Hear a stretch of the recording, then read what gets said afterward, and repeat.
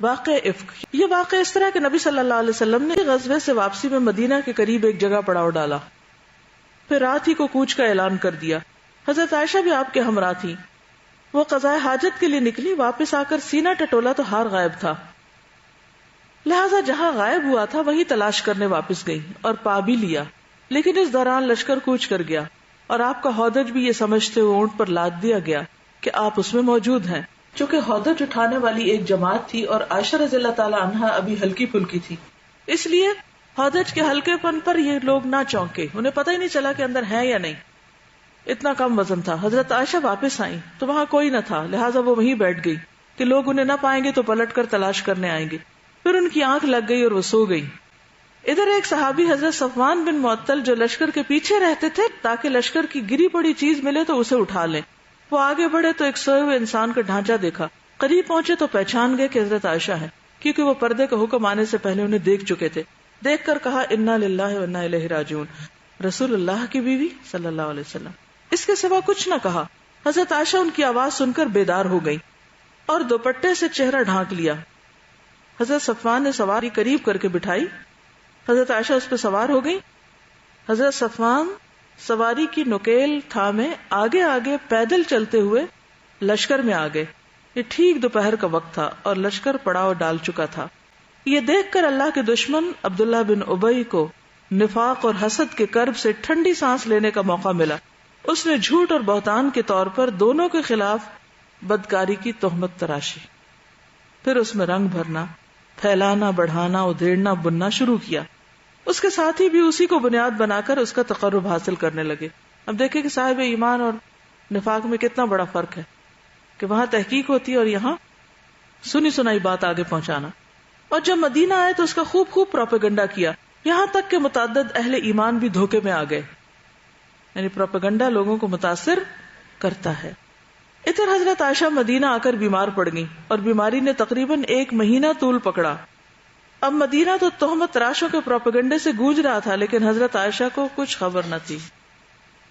انہیں صرف یہ بات کھٹکتی تھی کہ وہ اپنی بیماری کے دوران میں رسول اللہ صلی اللہ علیہ وسلم کی جو خاص مہربانی دیکھا کرتی تھی وہ اب کی بار نہیں دیکھ رہی تھی۔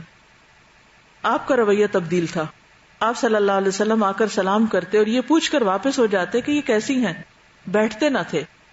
پھر اس پورے عرصے میں رسول اللہ صلی اللہ علیہ وسلم خاموش رہے، کوئی بات نہ کی، لیکن جب لمبے عرصے تک وہی نہ آئی تو آپ صلی اللہ علیہ وسلم نے اپنے خاص اصحاب سے مشورہ کیا۔ سب کا ٹیسٹ ہو رہا ہے یہاں۔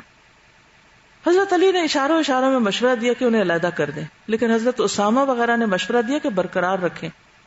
عائشہ کھرا سونا ہے۔ اس کے بعد آپ صلی اللہ علیہ وسلم نے ممبر پر کھڑے ہو کر اس شخص سے نجات دلانے کی طرف توجہ دلائی، بالآخر آپ نے صحابہ سے مدد چاہی جس کی اظہار آسانیاں آپ کے اہل خانہ تک پہنچ چکی تھی۔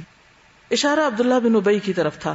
اس پر اوس کے سردار نے خواہش ظاہر کی کہ اسے قتل کر دے، لیکن خزرج کے سردار پر حمیت غالب آ گئی، کیونکہ عبداللہ بن ابی خزرج سے تھے، کیونکہ عبداللہ بن ابی اسی قبیلے سے تھا۔ نتیجہ یہ ہو کہ دونوں قبیلے بھڑک اٹھے اور رسول اللہ صلی اللہ علیہ وسلم نے انہیں مشکل سے خاموش کیا۔ ادھر حضرت عائشہ بیماری سے اٹھ چکی تو رات کو قضاء حاجت کے لیے گھر سے نکلی، ساتھ میں ام مستح بھی تھی۔ وہ چادر میں پھسلی تو اپنے بیٹے مستح کو بد دعا دی۔ حضرت عائشہ نے انہیں ٹوکا تو انہوں نے سارا قصہ کہہ سنایا اور بتلایا کہ ان کا بیٹا مستح بھی یہی بات کہتا ہے۔ حضرت عائشہ نے واپس آ کر رسول اللہ صلی اللہ علیہ وسلم سے اجازت لی اور اپنے والدین کے پاس آ گئی، اور جب یقینی طور سے بات کا علم ہو گیا تو رونے لگیں اور خوب روئیں۔ 2 راتیں اور 1 دن روتے روتے گزرا۔ اس دوران نیند آئی نہ آنسو کی جھڑی رکی۔ انہیں اور ان کے والدین کو محسوس ہوتا تھا کہ روتے روتے کلیجہ شک ہو جائے گا۔ دوسری رات کی صبح ہوئی تو رسول اللہ صلی اللہ علیہ وسلم تشریف لائے، بیٹھ کر خطبہ پڑھا، پھر فرمایا، اے عائشہ، مجھے تمہارے متعلق ایسی اور ایسی بات معلوم ہوئی ہے۔ اگر تم پاک ہو تو اللہ تمہاری برات ظاہر کر دے گا، اور اگر تم نے کسی گناہ کا ارتکاب کیا ہے تو اللہ سے مغفرت مانگو اور توبہ کرو، کیونکہ بندہ جب اپنے گناہ کا اقرار کر کے اللہ سے توبہ کرتا ہے تو اللہ اس کی توبہ قبول فرماتا ہے۔ یاد رکھیے کہ نبی صلی اللہ علیہ وسلم یہاں پر صرف ایک ہسبینڈ کی حیثیت میں نصیحت نہیں کر رہے، بلکہ یہ سارے ہسبینڈز کے لیے نصیحت ہے کہ کبھی بیوی پر کوئی شک ہو یا کبھی کوئی ایسی کیفیت پیدا ہو جائے یا کوئی پروپیگنڈا کسی کے خلاف ہو تو اس میں ایک دم ایسا فیصلہ نہیں کرنا چاہیے کہ جس سے کوئی گھر ٹوٹ جائے، کیونکہ یہ برات صرف حضرت عائشہ کے لیے نہیں، ہر سچی عورت کے لیے ہوتی ہے۔ اللہ تعالیٰ ضرور سچ واضح کر دیتا ہے، لیکن خواتین کو بھی ہمیشہ شک کے مواقع سے بچنا چاہیے. اس وقت حضرت عائشہ کے آنسو تھم گئے. انہوں نے والدین سے کہا جواب دیں، مگر ان کی سمجھ میں نہ آئے کہ وہ کیا کہیں.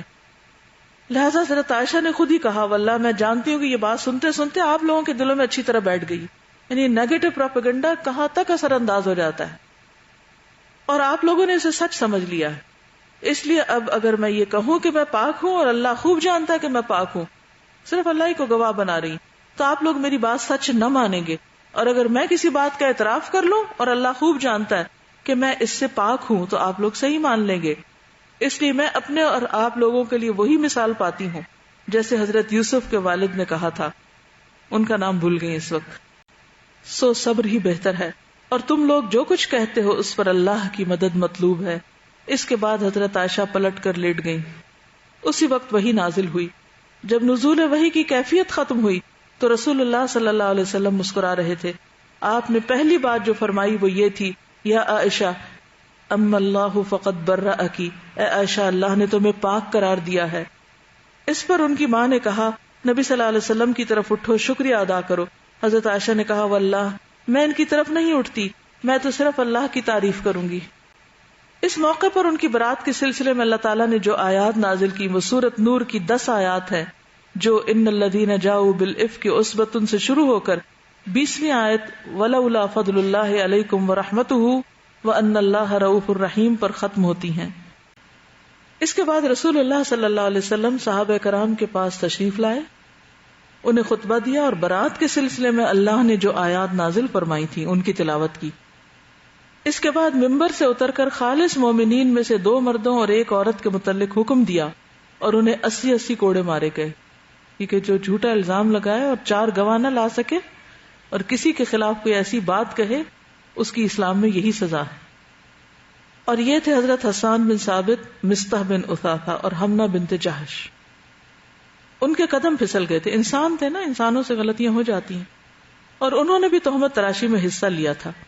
باقی رہا اس جھوٹ کا بانی عبداللہ بن ابی اور اس کے رفقا، تو انہیں اس دنیا میں سزا نہ دی گئی، لیکن وہ قیامت کے روز اللہ کے حضور کھڑے ہوں گے جہاں نہ مال کام آئے گا نہ اولاد. صرف وہی کامیاب ہوں گے جو اللہ کے پاس قلب سلیم لے کر جائیں گے. ان 10 آیات میں بہت سارے لیسنز ہیں، لیکن ایک عورت ہونے کی حیثیت سے اگر کبھی بھی کوئی لڑکی، کوئی عورت اس سچویشن سے گزرے تو ان آیات کو بار بار پڑھے. جب کسی پہ بھی جھوٹا الزام کوئی لگے یا کوئی اسکینڈل کسی کے بارے میں مشہور ہو جس کی کوئی حقیقت نہ ہو، تو ایک طرف یہ یاد رہے کہ ایسی باتیں دوسرے بہت دلچسپی سے سنتے ہیں اور فوراً اس سے اثر قبول کر لیتے، کوئی تحقیق نہیں کرتا کہ سچ کیا جھوٹ کیا. اور دوسری طرف یہ ہے کہ انسان کو سمجھ نہیں آتی کہ پھر کرے کیا.